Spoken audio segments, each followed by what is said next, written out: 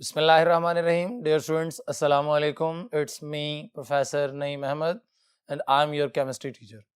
Today we will discuss about lecture number 26, which is from the physical chemistry, chapter number 10, electrochemistry, book 1. Ji dear students, तो हम अपने lecture की जाने वो बढ़ते हैं. जी डियर स्टूडेंट्स, यहाँ पे अगर हम बात करें कि हमारे पास लेक्चर नंबर 26 जो है वो फिजिकल केमिस्ट्री से मुतालिक है, जो कि चैप्टर 10 इलेक्ट्रोकेमिस्ट्री बुक 1 से आप डील करेंगे. तो हम यहाँ डियर स्टूडेंट बात करते हैं इलेक्ट्रोकेमिस्ट्री की कि इलेक्ट्रोकेमिस्ट्री क्या है. तो ये क्या है? The branch of chemistry which deals with the study of interconversion of the electrical energy into chemical energy. Dear students, ये देखें जरा, हमने कहा कि the inter conversion of the electrical energy into chemical energy, और ये काम हम करते हैं कि इसके अंदर इलेक्ट्रोलिटिक सेल के अंदर, and the chemical energy into the electrical energy. Dear student, ये काम हम गैल्वेनिक या वोल्टैइक सेल के अंदर करते हैं. तो इसका मतलब ये हुआ कि हमारे पास जो इलेक्ट्रोकेमिस्ट्री है उसका ताल्लुक सिर्फ और सिर्फ इंटर कन्वर्जन से है, chemical energy into electrical and electrical energy into chemical. और डियर स्टूडेंट, ये बात जरा गौर से सुन लें कि हमारे पास जब भी कभी इलेक्ट्रिकल एनर्जी को केमिकल एनर्जी में बदला जाता है तो हम जिस सेल के अंदर ये काम करते हैं, this will be the electrolytic cell. हाँ, जिसके अंदर इलेक्ट्रिकल एनर्जी को किसके अंदर बदला जा रहा है? केमिकल एनर्जी के अंदर. और अगर हम गैल्वेनिक या वोल्टैइक सेल की बात करें तो फिर हम केमिकल एनर्जी को किसके अंदर बदल रहे होते हैं? इलेक्ट्रिकल एनर्जी के अंदर. डियर स्टूडेंट, यहाँ देखें जरा कि हमारे पास जो इलेक्ट्रोकेमिस्ट्री है उसकी बुनियाद क्या है? Redox reactions. यहाँ देखें जरा, रेडॉक्स रिएक्शंस क्या होते हैं? असल में इलेक्ट्रॉन ट्रांसफर रिएक्शंस को हम क्या कहते हैं? Redox reactions.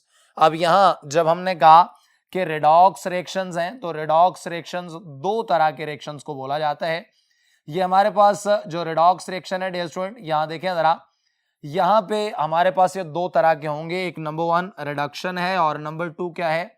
ऑक्सीडेशन है. डियर स्टूडेंट, यहाँ पे मैंने आप लोगों को एलैबोरेट करने के लिए 4 डिफरेंट पॉइंट्स लिख दिए हैं. जी डियर स्टूडेंट, यहाँ पे अगर हम रिडॉक्स रिएक्शंस की बात करते हैं तो दो तरह के होते हैं, रिडक्शन और ऑक्सीडेशन. अगर रिडक्शन की बात करें तो नंबर 1, यहाँ पे देखें मैंने 4 अलग-अलग पॉइंट्स आपको डिफरेंट तरीके से लिखे हैं ताकि आप लोगों को समझ आ जाए. आपसे जिस टर्म में भी पूछा जाए आप मुकम्मल तौर पर उसे एक्सप्लेन करने के काबिल हों. यहाँ देखें जरा, अगर हम कहते हैं रिडक्शन के हवाले से तो gain of hydrogen number 1, gain of electron और electrons number 2, loss of oxygen number 3, और नंबर 4 पे वो कहता है डिक्रीज इन ऑक्सीडेशन नंबर. इन चारों में से अगर कोई एक पॉइंट भी पूरा होता है तो इट मींस दैट कि रिडक्शन टेक प्लेस हुई है. यहां देखें, ऑक्सीडेशन में इसके against loss of hydrogen, loss of electron और इलेक्ट्रॉन्स, गेन ऑफ ऑक्सीजन और increase in oxidation number. Dear student, यहां जरा देखें, आप लोगों की मतलब एक्सप्लेनेशन के लिए यहाँ पे मैंने एक एमसीक्यू पुट किया है कि MnO4 नेगेटिव जो है यानी पर manganate ion is being converted into manganese dioxide. तो यहाँ देखें जरा, उसने ये पूछा है कि Mn यानी manganese is dash in this example. इस एग्जांपल के अंदर जो मैग्नीज है डियर स्टूडेंट, वो क्या हो रहा है उसके साथ? क्या वो ऑक्सीडाइज हो रहा है, क्या वो रिड्यूस हो रहा है, या नॉट ऑक्सीडाइज नॉट रिड्यूस, या नन ऑफ देम है? डियर स्टूडेंट, जरा ध्यान से सुने कि अगर हमारे पास यहाँ पे मैग्नीज के बारे में देखा जाए तो मैग्नीज का यहाँ पे जो ऑक्सीडेशन नंबर बनता है +7 है. क्यों? क्योंकि ओवरऑल जब हम देखेंगे तो algebraic sum of all the atoms या oxidation number of all the atoms present there, तो यहाँ देखें 2 नेगेटिव होगा ऑक्सीजन का जो कि मल्टीप्लाइड बाय 4 है, तो ये होना चाहिए -8. और इधर देखें मैग्नीज अगर +7 आता है तभी जाके यहाँ पे -1 बचता है. तो डियर स्टूडेंट, यहाँ +7 से ये किधर जा रहा है? +4 के ऊपर, क्योंकि यहाँ देखें -4 ऑक्सीजन का तो +4 किसका है? मैग्नीज का.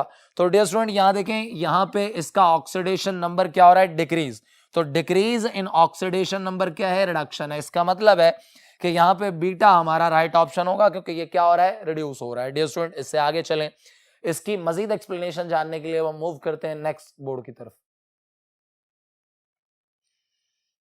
जी, तो डियर स्टूडेंट, यहां पे देखें जरा, ऑक्सीडेशन नंबर क्या होता है? The apparent charge on an atom of an element और a compound is called oxidation number.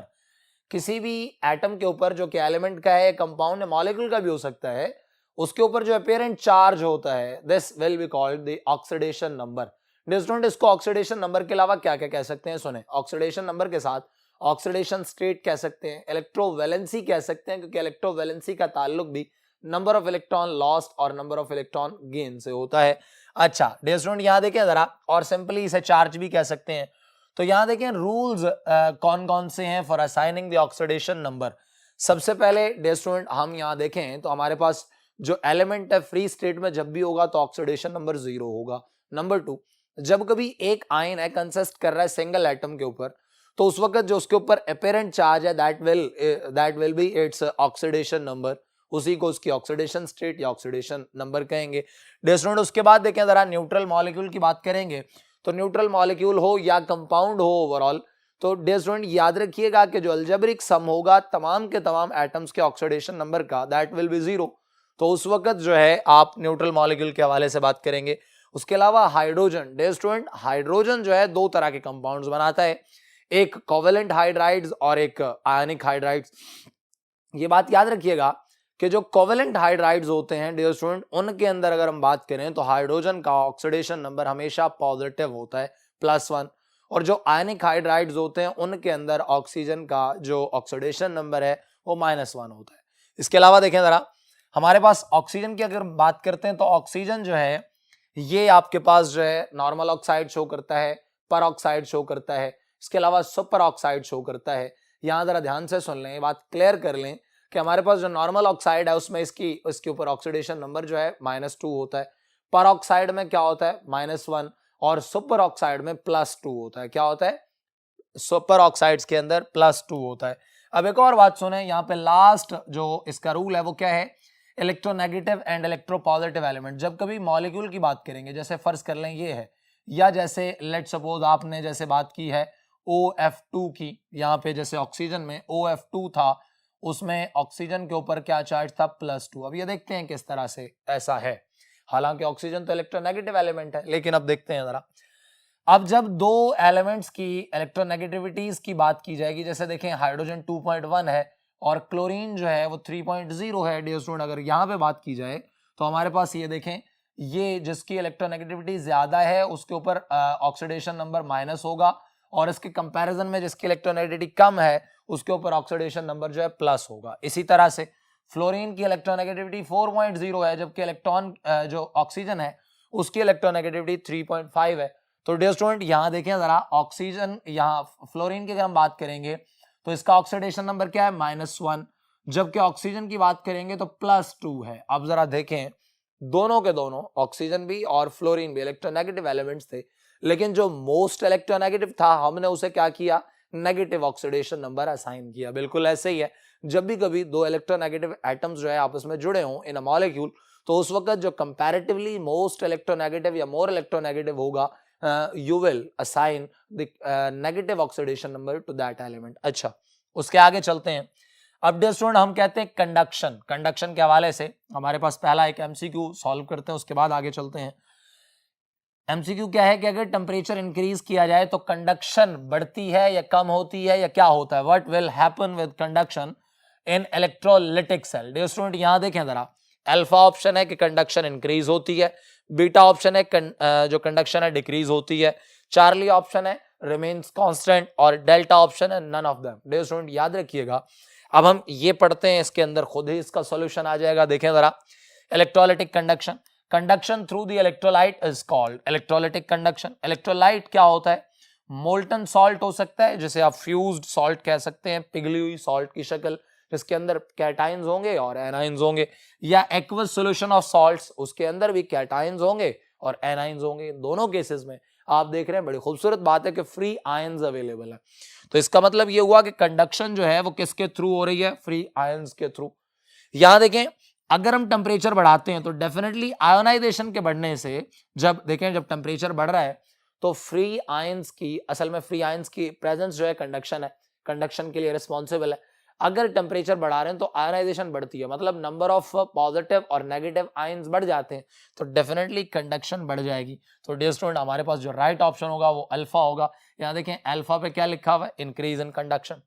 यही इसी तरह का यहाँ पे आपसे पूछा जा सकता है कि अगर टेम्परेचर इंक्रीज करें तो what will happen with conduction in metallic conduction, या आप कह सकते हैं गैल्वेनिक सेल। अगर यहाँ पे बात करेंगे गैल्वेनिक सेल के हवाले से तब क्या होगा। अब यहाँ देखें जरा, गैल्वेनिक कह सकता है या इसके अलावा कुछ और चीजें कह सकता है। अब यहाँ देखें डियर स्टूडेंट, यहाँ पे हमारे पास है इलेक्ट्रॉनिक कंडक्शन भी आप इसे कहते हैं, दूसरा नाम है इसका conduction through mobile electrons, number 1। Number 2 क्या है, mobile electrons in the metals are responsible for conduction, बिल्कुल ठीक है जी। अब यहाँ देखें, अगर टेम्परेचर बढ़ाएंगे तो क्या होगा, टेम्परेचर के बढ़ने से यहाँ क्या होगा, अगर वो यहाँ पे आपके पास जो है इलेक्ट्रोलाइटिक कंडक्शन की बात कर रहा है तब तो ये है, और अगर मेटेलिक कंडक्शन पूछ ले तब क्या होगा, टेम्परेचर बढ़ा कंडक्शन कम हो जाएगी। क्यों डियर स्टूडेंट, जब आप टेम्परेचर बढ़ा रहे हैं तो पॉजिटिव आयंस स्टार्ट ऑसिलेशंस, और जब जो पॉजिटिव आयंस की वाइब्रेशंस हैं अगर ये बढ़ेंगी तो फ्लो ऑफ इलेक्ट्रॉन जो है वो क्या हो जाएगा, इसके अंदर हिंड्रेंस आएंगी, और जब इसके दरमियान रुकावट आएगी तो फ्लो ऑफ इलेक्ट्रॉन जो कि कम होगा तो कंडक्शन भी क्या हो जाएगी, कम। तो आप ये जरा गौर से सुन लें कि जब मेटल्स के केसेस में आपके पास होता क्या, इलेक्ट्रिकल कंडक्शन कम हो जाती है जब आप टेम्परेचर बढ़ाते हैं। डियर स्टूडेंट, इससे आगे मूव करने के लिए हमारे पास मुख्तलिफ तरह के सेल्स मौजूद हैं, उनको डिस्कस करने के लिए अब हम मूव करते हैं नेक्स्ट बोर्ड की तरफ।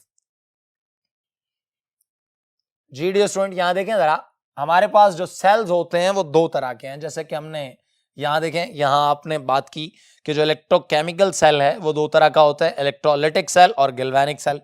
डियर स्टूडेंट, हम इसको यहाँ पे आके एक्सप्लेन करते हैं अब कि यहाँ देखें जरा कि इलेक्ट्रोलाइटिक सेल है और गैल्वेनिक सेल है। डियर स्टूडेंट, यहाँ पे एक एमसीक्यू मैंने कोट किया है कि salt bridge is not used in, salt bridge को कहाँ यूज नहीं किया जाता। यहाँ देखें, इलेक्ट्रोलाइटिक सेल है, गैल्वेनिक सेल है, बोथ ऑफ देम है, नन ऑफ दीज है। जवाब क्या होगा जरा गौर से सुन लें, पहले उसको स्टडी करने के लिए हमें इसे थॉरली पढ़ना पड़ता है। देखें जरा, सबसे पहले यहां हम बात करते हैं non spontaneous reactions are carried out on the expense of electricity. अगर हम इलेक्ट्रोलाइटिक सेल की बात कर रहे हैं डियर स्टूडेंट, तो यहाँ पे नॉन स्पॉन्टेनियस रिएक्शंस है जो खुद से नहीं हो रहे, उनको ड्राइव किया जा रहा है on the expense of electricity, electric current, electrical energy. अब अगर देखा जाए तो इलेक्ट्रिकल एनर्जी यहाँ क्या हो रही है, यूज हो रही है। एनोड के ऊपर यहाँ पॉजिटिव चार्ज है और कैथोड यहाँ नेगेटिवली चार्ज है। अब यहाँ देखें, ऑक्सीडेशन और रिडक्शन चूंकि एक ही सेल में होते हैं, इस वजह से डियर स्टूडेंट कोई सॉल्ट ब्रिज रिक्वायर्ड नहीं है, तो यहाँ नॉट यूज्ड इन क्या होगा फिर, इलेक्ट्रोलाइटिक सेल, क्योंकि सॉल्ट ब्रिज की जरूरत इलेक्ट्रोलाइटिक सेल के अंदर नहीं होती, क्योंकि दोनों रिएक्शन, ऑक्सीडेशन भी और रिडक्शन भी एक ही आपके पास क्या होता है, सेल के अंदर चूंकि हो रहे होते हैं। उसके अलावा देखें जरा, galvanic cell, spontaneous reactions are allowed to take place, और इससे क्या होता है, टू प्रोड्यूस इलेक्ट्रिकल एनर्जी। जी, जो केमिकल एनर्जी स्टोर्ड होती है किसी कंपाउंड में, क्या मतलब केमिकल्स के अंदर, जब हम उन्हें अलाउ करते हैं, चूंकि स्पॉन्टेनियस रिएक्शन होता है, वो खुद ब खुद मूव करते हैं, और जब वो मूव करेंगे तो उनके दौरान इलेक्ट्रॉन जो है वो मूव करेंगे। इलेक्ट्रॉन जब फ्लो करेंगे किसी सर्किट से तो वहां पे इलेक्ट्रिकल करंट को यूटिलाइज किया जा सकता है। तो इस तरह से आपके पास इलेक्ट्रिकल एनर्जी जनरेट होती है, ठीक है, किसके अंदर, गैल्वेनिक सेल के अंदर, और इसको वोल्टेक सेल भी कहते हैं। यहाँ इलेक्ट्रिसिटी प्रोड्यूस होती है, एनोड जो है नेगेटिवली चार्ज है और कैथोड जो है यहाँ पॉजिटिव चार्ज है। यहाँ देखें, आपके पास एनोड के ऊपर नेगेटिव चार्ज है जबकि कैथोड के ऊपर क्या है, पॉजिटिव चार्ज है। डियर स्टूडेंट, यहाँ एक बात क्लियर कर लें कि हमारे पास एनोड और कैथोड को डिफाइन करते हुए बहुत सारे बच्चे इसको कह देते हैं कि metallic plate having the positive charges called as anode. ये डेफिनेशन रॉन्ग होगी, ये बात कॉन्सेप्ट का मतलब कॉन्सेप्ट की मिस्टेक है, बड़ी मिस्टेक है। ये बात जरा गौर से सुन लें कि इलेक्ट्रोलाइटिक सेल के अंदर सिर्फ वो मेटालिक प्लेट जिस पे पॉजिटिव चार्ज हो उसको एनोड कह सकते हैं, लेकिन हर दफा नहीं। तो आप इसको कैसे डिफाइन कर सकते हैं, आप इसको डिफाइन कर सकते हैं that electrode on which oxidation take place, चाहे गैल्वेनिक सेल हो चाहे आपके पास क्या है इलेक्ट्रोलाइटिक सेल है, एनोड के ऊपर हमेशा ऑक्सीडेशन में होना है। नंबर 2, अगर हम बात करेंगे किसकी भला, कैथोड की, cathode is that metallic plate, आप वो इलेक्ट्रोड है जिसके ऊपर हो क्या रहा है, रिडक्शन हो रही है। तो डियर स्टूडेंट, ये बात क्लियर कर लें कि हमारे पास जो इलेक्ट्रोड है जिसपे ऑक्सीडेशन होती है वो एनोड है और जिसपे रिडक्शन होती है वो कैथोड है। आगे चलते हैं जरा, यहाँ देखें जरा, यहाँ ऑक्सीडेशन होती है, ऑक्सीडेशन हाफ सेल में, और रिडक्शन होती है, रिडक्शन हाफ सेल में, मतलब दो अलग अलग सेल्स बने हुए हैं, इस तरह से दो अलग अलग सेल्स बने हुए हैं। यहाँ देखें, यहाँ आपके पास एक इलेक्ट्रोड है, यहाँ दूसरा इलेक्ट्रोड है, यहाँ हमने उसे एक्सटर्नल सर्किट के साथ जोड़ा हुआ है, और यहाँ देखें ये लेट सपोज कि आपके पास जिंक सल्फेट है और यहाँ लेट सपोज कि आपके पास कॉपर सल्फेट है, CuSO4। अब जिंक से इलेक्ट्रॉन, यहाँ देखें जरा, ये जिंक प्लेट है और ये कॉपर प्लेट है, तो इलेक्ट्रॉन यहाँ देखें इस तरह से मूव करेंगे ऐसे। अब इन दोनों को जोड़ने के लिए डियर स्टूडेंट हमने जरा देखें, यहाँ देखें ये था कॉपर सल्फेट का 1 मोलर सॉल्यूशन, और इन दोनों को जोड़ने के लिए हमने यहाँ क्या लगाया, सॉल्ट ब्रिज। ये यू शेप ट्यूब होती है जिसके अंदर आपके पास जो है पोटेशियम क्लोराइड भरा होता है, एगर सॉल्यूशन, यहाँ जेली नुमा, मतलब जो एक रेड एलजी का यहाँ पे मिक्सचर होता है, आपके पास जेली है जिसके अंदर सपोर्ट किया होता है हमने किसको बोला, KCl के सॉल्यूशन को। अब यहाँ देखें जरा, ये इन दोनों को जोड़ती है। Salt bridge is required to connect both half cells. अब यहाँ जरा ध्यान से सुने कि अगर यहाँ पे हम बात करते हैं, MCQ क्लिक करते हैं आपके हवाले से कि flow of electrons in electrolytic cell is from. Dear student याद रखिएगा कि इलेक्ट्रॉन हमेशा हाई पोटेंशियल से लो पोटेंशियल की तरफ मूव करते हैं, और हाई पोटेंशियल इलेक्ट्रोड एनोड होता है और लो पोटेंशियल इलेक्ट्रोड कैथोड होता है। तो इलेक्ट्रॉन हमेशा एनोड से किसकी तरफ मूव करते हैं, कैथोड की तरफ। तो राइट ऑप्शन हमारे पास क्या होगी, बीटा, यानी एनोड से कैथोड की तरफ। डियर स्टूडेंट यहाँ देखें जरा, अब हम नेक्स्ट टॉपिक की तरफ चलते हैं। हमारे पास नेक्स्ट टॉपिक जो है यहाँ पे क्या है, इलेक्ट्रोड पोटेंशियल। डियर स्टूडेंट देखें जरा, इलेक्ट्रोड पोटेंशियल की अगर हम बात करते हैं तो इलेक्ट्रोड पोटेंशियल है क्या।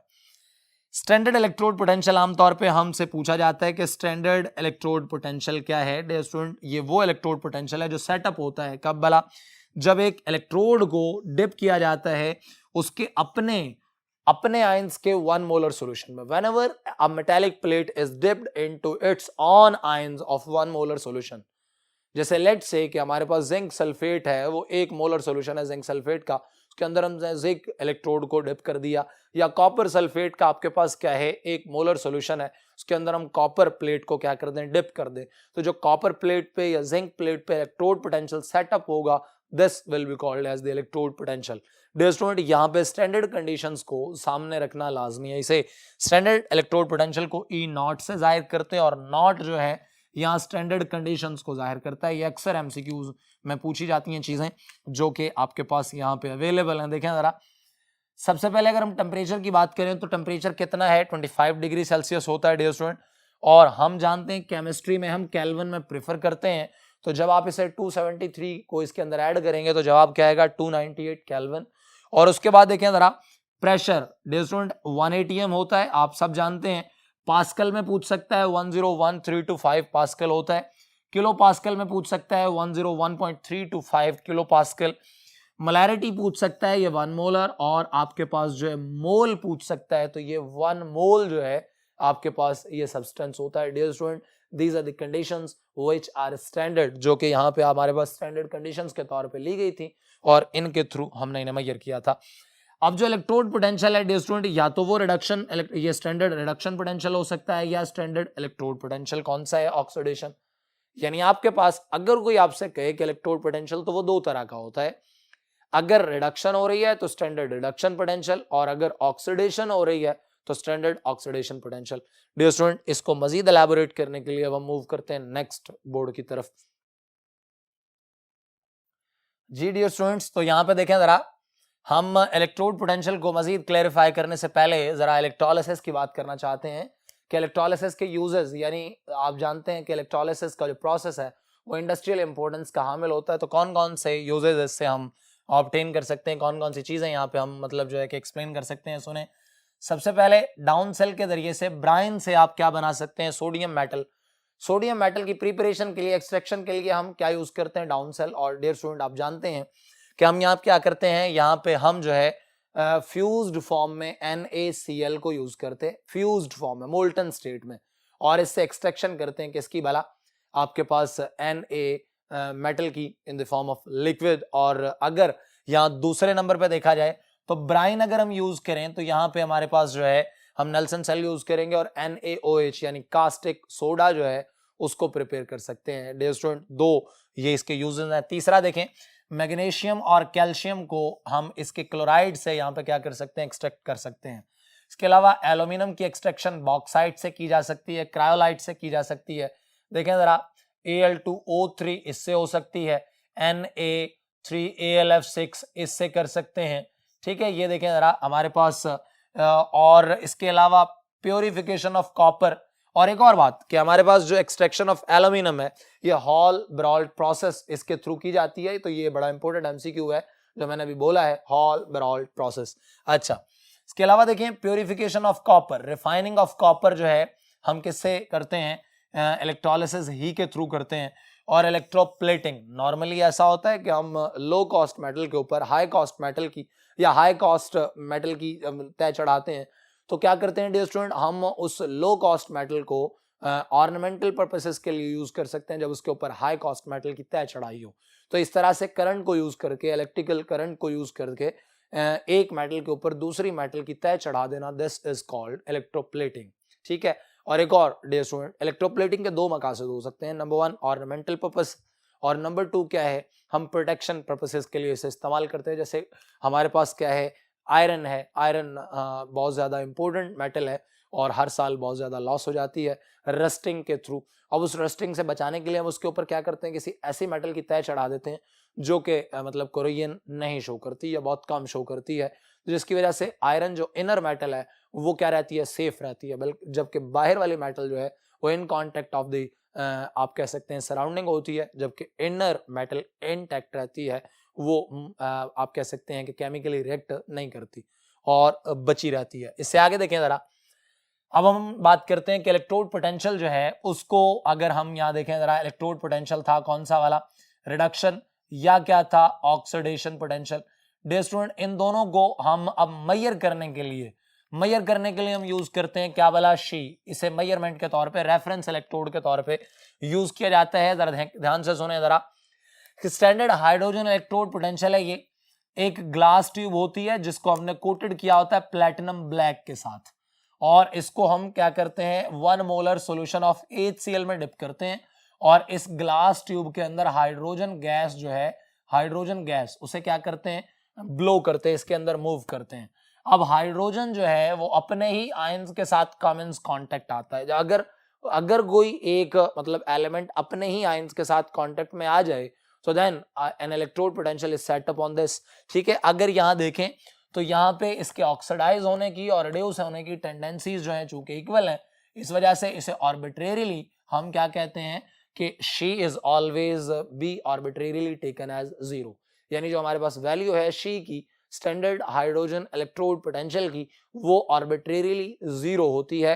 डियर स्टूडेंट, इसके बाद इसका मतलब ये हुआ कि अगर इसकी वैल्यू क्या है, 0 है, तो इसको हम रेफरेंस इलेक्ट्रोड के तौर पे यूज कर सकते हैं और इसको measurement of the electrode potential of different elements क्या कर सकते हैं, यूज कर सकते हैं। यहां देखें जरा, अगर हम जिंक इलेक्ट्रोड को इसके साथ जोड़ देंगे, जैसे कि इधर देखें, लेट शेक हमारे पास ये शी है और इस तरफ हमने क्या कर दिया, जिंक इलेक्ट्रोड, इसको जोड़ दिया, तो दरमियान में अगर इलेक्ट्रॉन यहां से यहां आते हैं तो यहां देखें जरा, जिंक जो है वो क्या हो जाता है 2 पॉजिटिवली चार्ज और हाइड्रोजन यहाँ क्या हो रही है, रिड्यूस।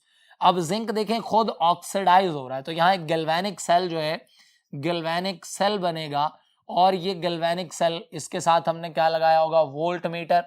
ठीक है, वोल्ट मीटर क्या करेगा, या पोटेंशियोमीटर कह सकते हैं, जो यहाँ पे पोटेंशियल डिफरेंस को क्या करेगा, मेजर करेगा। डियर स्टूडेंट, यहाँ देखें जरा, अब यहां अगर देखा जाए तो जिंक चूंकि ऑक्सीडाइज हो रहा है तो इसका ऑक्सीडेशन पोटेंशियल 0.76 होता है, और जितना भी पोटेंशियल आएगा वो हाइड्रोजन की वजह से तो है नहीं, क्योंकि शी इज ऑलवेज बी 0, जबकि बाकी इलेक्ट्रोड पोटेंशियल जो यहाँ आ रहा है वो किसी दूसरे इलेक्ट्रोड की वजह से है, जैसे कि जिंक की वजह से भी आ रहा है, वो है 0.76 वोल्ट्स। नेक्स्ट देखें, लेट से कि अब हम क्या करते हैं, कॉपर को किसके साथ जोड़ देते हैं, शी, यानी स्टैंडर्ड हाइड्रोजन इलेक्ट्रोड पोटेंशियल के साथ। अब हाइड्रोजन से इलेक्ट्रॉन इस तरफ जाएंगे, यहां देखें, अगर हाइड्रोजन से इलेक्ट्रॉन इस तरफ जाते हैं तो डियर स्टूडेंट कॉपर क्या हो रहा है, रिड्यूस, और हाइड्रोजन क्या हो रहा है, ऑक्सीडाइज। तो यहाँ कॉपर के लिए रिडक्शन पोटेंशियल की वैल्यू पोटेंशियल डिफरेंस की सूरत में पोटेंशियोमीटर या वोल्ट मीटर से सामने आएगी, और वो होगी 0.34 वोल्ट्स। कितनी होगी डियर स्टूडेंट, 0.34 वोल्ट्स। अच्छा डियर स्टूडेंट, देखें जरा, इससे आगे अगर हम चलें तो हमारे पास इन सारे के सारे इलेक्ट्रोड पोटेंशियल्स को सामने रखते हुए, रिडक्शन पोटेंशियल की वैल्यूज को सामने रखते हुए, हमारे पास IUPAC के मुताबिक, international union of pure and applied chemistry के मुताबिक एक लिस्ट डेवलप होती है। आप देख सकते हैं ये, जैसे कि मैंने आपके सामने लिखी है। अब ये कंप्लीट लिस्ट इसलिए शो नहीं की क्योंकि यहाँ जगह कम थी। यहाँ देखें जरा, लिथियम के बाद क्या होता है? सोडियम। सोडियम के बाद लिथियम के बाद आपके पास आता है क्या वाला? देखें जरा, लिथियम के बाद आपके पास आता है क्या वाला? पोटेशियम। पोटेशियम के बाद sodium, then calcium, magnesium, aluminium, ठीक है। उसके बाद यहाँ है जिंक, उसके बाद क्रोमियम होता है, ठीक है। उसके बाद आपके पास आयरन है, फिर यहाँ पे क्या है? कैडमियम है। कैडमियम के बाद आपके पास जो है स्टेनम आता है, और उसके बाद लेड आता है। लेड के बाद हाइड्रोजन है डियर स्टूडेंट। यहाँ देखें, अब मैंने कुछ लिखे हैं, जैसे कॉपर है, फिर कॉपर, ये देखें यहाँ कॉपर क्या है? +1 है, ये 2 पॉजिटिव वाला है। यहाँ देखें ये इंडियम है, और ये देखें ये 2 पॉजिटिव वाला आयरन है, और ये क्या है? 3 पॉजिटिव वाला आयरन है, ये याद रखिएगा। यहाँ देखें सिल्वर है, उसके बाद यहाँ देखें ब्रोमीन है, उसके बाद सिल्वर के बाद यहाँ आपके पास हो सकता है क्या वाला? Hg यानी मरकरी, और उसके बाद क्लोरीन, देन आपके पास गोल्ड है, एंड देन फ्लोरीन है। डियर स्टूडेंट, ये एक लिस्ट आपके पास डेवलप होती है। This list is known as electrochemical series. It's a very important list, क्योंकि यहाँ से आगे सारा का सारा किरदार, सारा का सारा जो रिमेनिंग यूनिट है वो डिपेंड ही इसके ऊपर करेगा। इससे आगे देखते हैं जरा। इसको स्टडी करने के लिए यहाँ जरा ध्यान से सुने कि जब हम नीचे की तरफ मूव कर रहे हैं डियर स्टूडेंट, तो रिडक्शन पोटेंशियल बढ़ रहा है और ऑक्सीडेशन पोटेंशियल की वैल्यू क्या हो रही है? कम। अब एक बात जरा गौर से सुन लें, ये बात तो आपके सामने मौजूद है डियर स्टूडेंट। यहाँ से बड़े ट्रिकी एमसीक्यूज होते हैं, मैंने आपके सामने ट्रिक लिख दिया है ताकि आप लोगों को एंट्रेंस एग्जाम में कोई भी एमसीक्यू अगर कोट किया जाए तो आप लोग जानते हो। यानी लेट्स से कि आपसे कोई पूछ ले कि which one of the following has highest oxidizing power among the electrochemical series. तो डियर स्टूडेंट उसने पूछा है ऑक्सीडाइजिंग पावर, तो रिडक्शन पोटेंशियल डायरेक्टली प्रोपोर्शनल होता है स्ट्रेंथ ऑफ ऑक्सीडाइजिंग एजेंट्स के। यानी अगर आपके पास रिडक्शन पोटेंशियल ज्यादा है, बहुत ज्यादा है, तो ऑक्सीडाइजिंग एजेंट की पावर जो है, स्ट्रेंथ ऑफ ऑक्सीडाइजिंग एजेंट, वो भी क्या होगी? स्ट्रॉन्ग। तो मोस्ट स्ट्रॉन्ग ऑक्सीडाइजिंग एजेंट यहाँ क्या होगा? फ्लोरीन। क्यों? क्योंकि नीचे जाते हुए रिडक्शन पोटेंशियल बढ़ रहा है, और जहां रिडक्शन पोटेंशियल मैक्सिमम है वहां ऑक्सीडाइजिंग नेचर मैक्सिमम है। याद रखिएगा, इसी वजह से आपने chapter number 5 second year chemistry के अंदर पढ़ा होगा कि हमारे पास जो क्या है? फ्लोरीन है, वो तमाम के तमाम हैलोजन मेटल्स को, हैलोजन एटम्स को किसी भी सॉल्ट के अंदर से क्या कर सकती है? डिस्प्लेस। उसकी वजह क्या है? कि ऑक्सीडाइजिंग पावर जो है, या ऑक्सीडाइजिंग एजेंट जो स्ट्रेंथ है किसकी? भला फ्लोरीन की, वो मैक्सिमम है, वो बाकी सबसे ज्यादा है। अच्छा डियर स्टूडेंट, यहाँ दूसरी चीज क्या है कि जो ये आपके पास क्या है? हमारे पास जो ऑक्सीडेशन पोटेंशियल है उसकी वैल्यू, ये स्ट्रेंथ ऑफ रिड्यूसिंग एजेंट्स के क्या है? डायरेक्टली प्रोपोर्शनल है।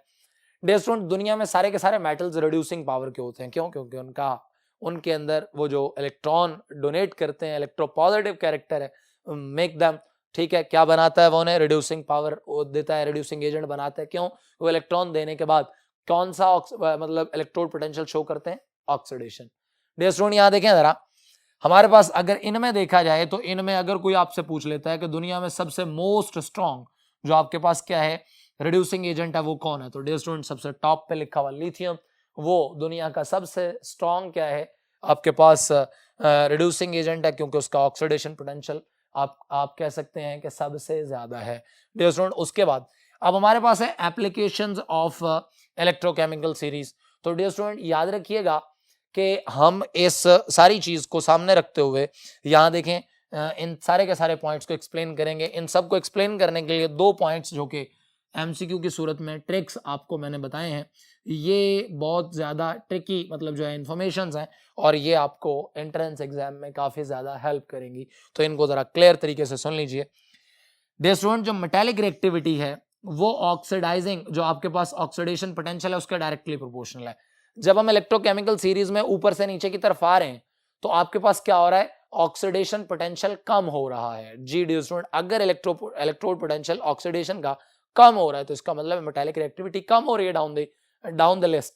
और नंबर 2, अगर यहाँ नॉन मेटालिक रिएक्टिविटी की बात करें तो ये रिडक्शन पोटेंशियल के डायरेक्टली प्रोपोर्शनल है।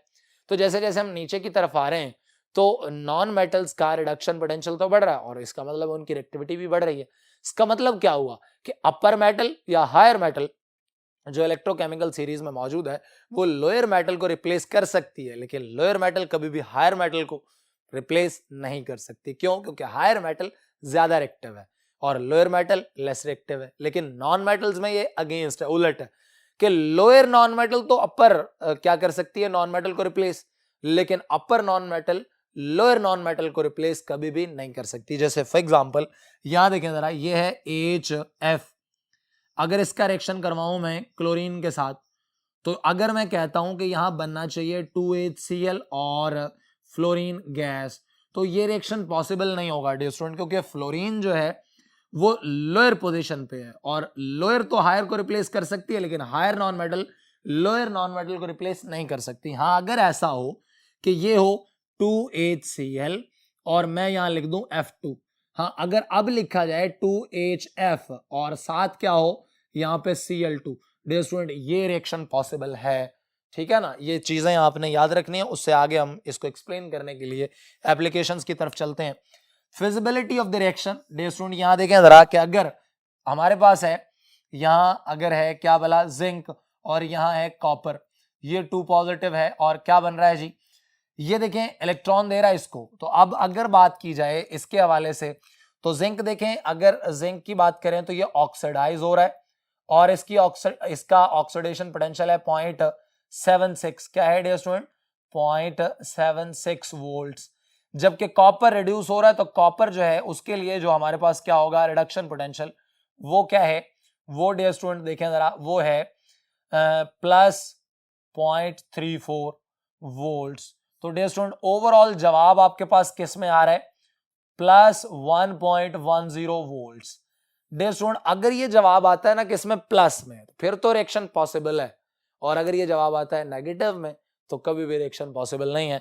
तो हम इस चीज को सामने रखते हुए, इलेक्ट्रोकेमिकल सीरीज को सामने रखते हुए, रिएक्शन की फिजिबिलिटी यानी prediction of the feasibility of the reaction कि क्या रिएक्शन होगा या नहीं होगा, तो हम ये फैसला कर सकते हैं। उसके बाद calculation of the EMF of a cell, देखें जरा, अगर जिंक इलेक्ट्रोड क्या कर रहा है, इलेक्ट्रॉन दे रहा है, तो फर्ज कर लें ये एनोड है। हर वो मेटल जो हायर पोजीशन पे है जब लोअर मेटल के साथ मिलेगी तो हायर मेटल जो है एनोड बनेगा और लोअर मेटल कैथोड बनेगा, क्योंकि एनोड पे ऑक्सीडेशन ने होना है और हमारे पास लोअर मेटल पे यानी आप कह सकते हैं कैथोड पे रिडक्शन ने होना है। तो देखें जब इसकी ऑक्सीडेशन हो रही है तो इसकी वैल्यू पॉजिटिव रहेगी, और जब रिडक्शन हो रही है फिर भी वैल्यू पॉजिटिव रहेगी। दोनों को ऐड करेंगे, मतलब ईएमएफ कैलकुलेट करने के लिए आप ईएमएफ कैलकुलेट करने का तरीका ये होता है कि ऑक्सीडेशन पोटेंशियल प्लस क्या करते हैं रिडक्शन पोटेंशियल, इन दोनों को जमा कर देते हैं और आपके पास क्या आ जाता है ईएमएफ आ जाती है। ये बात आपने याद रखनी है डियर स्टूडेंट। दूसरी चीज tendencies of metal to get oxidized और रिड्यूस्ड, बिल्कुल ऐसे ही है। मैंने अभी जैसे आपको बताया कि हमारे पास जब आप हायर मेटल की बात करते हैं, चूंकि उसका ऑक्सीडेशन पोटेंशियल हायर है तो वो लोअर मेटल के मुकाबले में जल्दी ऑक्सीडाइज हो जाती है। और अगर यहाँ रिडक्शन की बात की जाए तो जो लोअर मेटल है उसका चूंकि ऑक्सीडेशन पोटेंशियल कम है इसलिए वो जल्दी रिड्यूस हो जाती है, ऑक्सीडाइज देर से होती है। यहां देखें जरा relation with chemical reactivity of metal, जैसे अभी बात की कि जितनी ज्यादा हायर पोजीशन पे मेटल है उतनी ज्यादा रिएक्टिव भी है, और जितना लोअर पे है उतना लेस रिएक्टिव है। तो डियर स्टूडेंट ये सारी जो लिस्ट है वो हमारे पास अगर हमें याद होगी तो हमें यहाँ पे मतलब जो है इन सारी चीजों को एक्सप्लेन करने का मतलब जो है कोई मसला नहीं होगा। डियर स्टूडेंट उससे आगे देखें जरा reaction of metal with dilute acid, देखें जरा, अगर आपसे एमसीक्यू पूछा जाता है कि यहां है H2SO4, अब यहां देखें, यहां आपके पास है जी जिंक अल्फा ऑप्शन पे, बीटा ऑप्शन पे मैं कह देता हूं मैग्नीशियम है, चार्ली ऑप्शन पे मैं आपसे कह देता हूं लेड है, और डेल्टा ऑप्शन पे मैं आपसे कह देता हूं मरकरी है। तो डियर स्टूडेंट मैं आपसे पूछता हूं कि which metal can not displace hydrogen from dilute acid. यहां देखें अगर हाइड्रोजन की बात आप कर रहे हैं, हाइड्रोजन से अपर वाली जितनी भी मेटल्स हैं वो इसको रिप्लेस कर सकती हैं, लेकिन लोअर मेटल रिप्लेस नहीं कर सकती। जिंक देखें, जिंक भी ऊपर है, मैग्नीशियम भी ऊपर होती है और लेड भी ऊपर है, तो सिर्फ और सिर्फ मरकरी चेक करें। यहां देखें मैंने मरकरी के बारे में कहा था कि मरकरी कहां है, सिल्वर के बाद है। तो यहां देखें ये आपके पास हाइड्रोजन से नीचे है, इस वजह से ये कभी भी हाइड्रोजन को इसमें से रिप्लेस नहीं कर सकती। मतलब कहने का ये है कि कुछ मेटल्स ऐसी हैं जो हाइड्रोजन से ऊपर हैं, वो तमाम मेटल जो हाइड्रोजन से ऊपर हैं वो डाइल्यूट एसिड से हाइड्रोजन को डिस्प्लेस कर सकती हैं, हाइड्रोजन लाइब्रेट कर सकती हैं from dilute acids. Whenever they will react with dilute acid, they will liberate hydrogen from the dilute acid. और दूसरी चीज, लेकिन अगर कोई लोअर मेटल है हाइड्रोजन के मुकाबले में इलेक्ट्रोकेमिकल सीरीज में लोअर पोजीशन पे है तो डियर स्टूडेंट वो कभी भी हाइड्रोजन को इस डाइल्यूट एसिड से रिप्लेस नहीं कर पाएगी। तो डियर स्टूडेंट्स ये हमारे पास जो है थे क्या बोला कि एप्लीकेशंस ऑफ इलेक्ट्रोकेमिकल सीरीज। इसके बाद हम जो है डिस्कस करेंगे मॉडर्न बैटरीज, और उसके लिए हम मूव करते हैं अब नेक्स्ट बोर्ड की तरफ।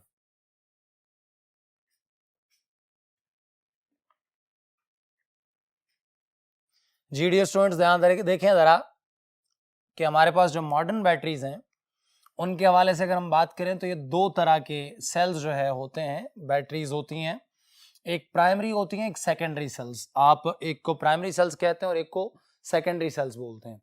डियर स्टूडेंट जो प्राइमरी सेल्स होते हैं वो रिचार्जेबल होते हैं, ठीक है, उन्हें बार बार चार्ज किया जा सकता है, रिचार्जेबल होते हैं। और इसके अलावा सेकेंडरी सेल्स की अगर हम बात करें तो नॉन रिचार्जेबल होते हैं, एक दफा यूज हो गए फिर खत्म, इनको रिचार्ज नहीं किया जा सकता। इसमें देखें सबसे पहले हम अगर बात करते हैं तो लेड एक्यूमुलेटर बैटरीज की बात करते हैं, जो कार बैटरीज आमतौर पे इन्हें कहा जाता है। इनमें जो पर्टिकुलर एमसीक्यूज हैं डियर स्टूडेंट्स वो मैंने आपके सामने शो किए हैं कि कौन कौन सी चीजें यहाँ पूछी जाती हैं। यहाँ एनोड जो है लेड का बना होता है, मेटेलिक लेड, और यहाँ कैथोड जो है वो स्पॉन्जी लेड, या आप कह सकते हैं PbO2 जो है लेड ऑक्साइड, ठीक है, इसका बना होता है। इसके अलावा डियर स्टूडेंट देखें जरा यहाँ पे इलेक्ट्रोलाइट के बारे में आपसे पूछ सकता है कि इलेक्ट्रोलाइट यहाँ कौन सा इस्तेमाल होता है। Dear student 30% H2SO4 is an electrolyte. इसकी डेंसिटी कितनी होती है जब ये फुली चार्ज है, वो है डियर स्टूडेंट 1.25 ग्राम पर डेसीमीटर क्यूब। डियर स्टूडेंट ये चीजें आपको याद होनी चाहिए, ये सारे के सारे एमसीक्यूज हैं जो मैंने आपके सामने शो किए हैं। अब जब इसकी डिस्चार्जिंग करते हैं तो देखें जरा डियर स्टूडेंट लेड जो है यहाँ से यहाँ पे 2 इलेक्ट्रॉन जो है मूव करते हैं, और इस तरह से ये इस जो आपके पास इलेक्ट्रोलाइट है इसके साथ मिलके लेड सल्फेट बनाता है, जो कि एनोड और कैथोड दोनों को कवर कर लेता है, और यहाँ देखें वाटर बनता है। अब देखें जरा कि एनोड जो है जब फुली कवर्ड हो गया किससे, लेड सल्फेट से, तो नाउ एनोड या आप कह सकते हैं lead is unable to get oxidize, तो ये ऑक्सीडाइज होने के काबिल नहीं है, तो इलेक्ट्रॉन का फ्लो रुक जाएगा। और कैथोड पे भी सेम केस है कि कैथोड भी क्या हो गया, कवर्ड हो गया with lead sulphate, solid lead sulphate उसके ऊपर क्या हो गया, कवर। अब हमारे पास जो है कि जो लेड ऑक्साइड है वो अनेबल टू गेट रिड्यूस, तो यहाँ रिडक्शन और ऑक्सीडेशन के प्रोसेसेस रुक जाएंगे, तो इलेक्ट्रॉन का फ्लो रुक जाएगा। तो यहाँ देखें फिर हम कहेंगे कि हमारे पास बैटरी डिस्चार्ज हो गई है।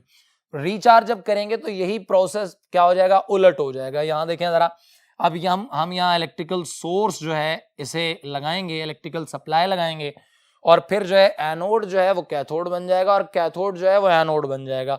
अब इलेक्ट्रॉन जो है यहाँ से यहाँ आएंगे, ठीक है ना। अब जरा ध्यान से सुने, अब हमारे पास जो है होगा क्या कि आपके पास लेड सल्फेट और वाटर। अब ये देखें लेड जो है यहाँ, अगर लेड सपोज ये होता Pb2 पॉजिटिव, तो ये 2 इलेक्ट्रॉन लेके लेड के अंदर कन्वर्ट हो रहा है यूं। अब देखें जरा लेड, अब हमारे पास जो एनोड की सरफेस है वो सारी की सारी अनकवर हो जाएगी। Now lead is ready to get oxidize again. अब लेड की जो प्लेट है वो क्या हो गई है, again able to get oxidize हो गई है, उसके साथ लेड ऑक्साइड भी अनकवर्ड हो गया। और हमारे पास यहाँ देखें पहले जब लेड सेल यहाँ पे H2SO4 यूज हो रहा था तो इसकी डेंसिटी ड्रॉप होके कम होके 1.5 ग्राम पर डेसीमीटर क्यूब रह गई थी। डियर स्टूडेंट ये याद रखिएगा, जब हमारे पास car batteries and lead accumulators के अंदर हमारे पास डिस्चार्जिंग होती है तो डेंसिटी ऑफ सल्फ्यूरिक एसिड कम हो जाती है, क्योंकि H पॉजिटिव और सल्फेट आयंस यूज हो रहे हैं, और इसकी डेंसिटी कितनी रह जाती है, 1.15 ग्राम पर डेसीमीटर क्यूब। जी डियर स्टूडेंट अगर हम रिचार्जिंग करते हैं तो देखें अगेन H2SO4 फिर से अलग हो रहा है, H पॉजिटिव भी बन रहे हैं, सल्फेट आयंस भी बन रहे हैं, तो डेंसिटी बढ़ के दोबारा से जब ये फुली चार्ज होगा वही हो जाएगी 1.25 ग्राम पर डेसीमीटर क्यूब। डियर स्टूडेंट यहाँ देखें इसका वोल्टेज कितना होता है, 2 वोल्ट्स पर सेल ये जनरेट करता है। ओवरऑल हमारे पास 6 सेल्स होते हैं, इसलिए टोटल मिला के जो वोल्टेज बनती है, वोल्ट्स बनते हैं, वो होते हैं 12 वोल्ट्स, और इसलिए इन्हें कार बैटरीज के अंदर यूज किया जाता है। डियर स्टूडेंट मजीद मॉडर्न बैटरीज को एक्सप्लेन करने के लिए अब हम मूव करते हैं नेक्स्ट बोर्ड की तरफ। जी डियर स्टूडेंट देखें जरा, मैंने आपको एक टेबल आपके सामने रखा है और इसके अंदर सारे के सारे मतलब बैटरीज को, जो मॉडर्न बैटरीज हैं उनको समराइज करके एक ही जगह पे लिख दिया है ताकि आप लोगों के लिए मसला ना हो। देखें जरा, हमारे पास एक टेबुलर फॉर्म है जिसके अंदर देखें, यहाँ अगर हम बात करें तो आपके पास जो है बैटरीज की टाइप्स मौजूद हैं। यहाँ देखें उनकी टाइप मौजूद है कि ये कौन कौन सी बैटरीज हैं, फिर एनोड कौन कौन सा है, कैथोड कौन कौन सा है, नेचर ऑफ इलेक्ट्रोलाइट क्या है, वोल्टेज कितनी है, यूजेस कितने हैं, कौन कौन से हैं, कहाँ कहाँ यूज होते हैं।